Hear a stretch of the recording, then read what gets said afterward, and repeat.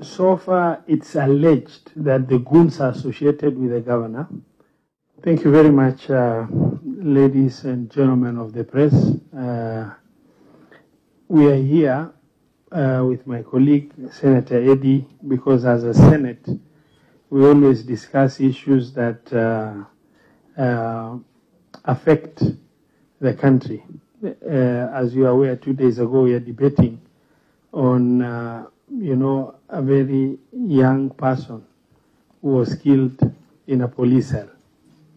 A very disturbing message was shared with us while I'm in the meeting here of a young man, Abdurrahman Mohammed Ibrahim, who is the Chief of Staff of Medical Services in Isiolo County, where allegedly goons associated with the governor of Isiolo County picked him up at 3 a.m. from Wanzoni.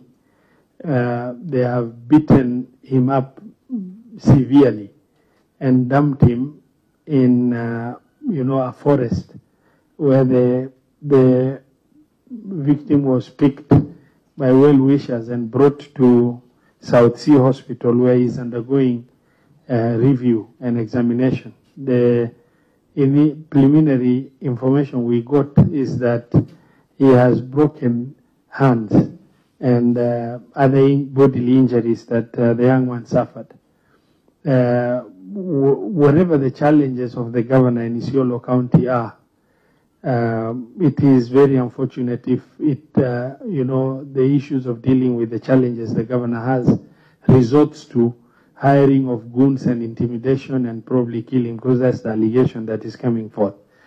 I would like to condemn that with the, harshest word possible, and urge DCI to speedily investigate this, because if it is allowed to go out of hands and the relatives or family members of,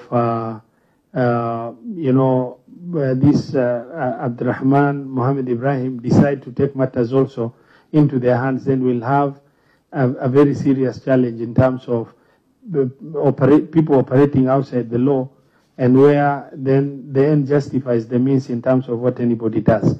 Now, that is a very, concerning issue for us as leaders, as senators, and the best way to manage is for DCI to be able to investigate speedily this allegation that goons hired by the governor are involved in this issue. And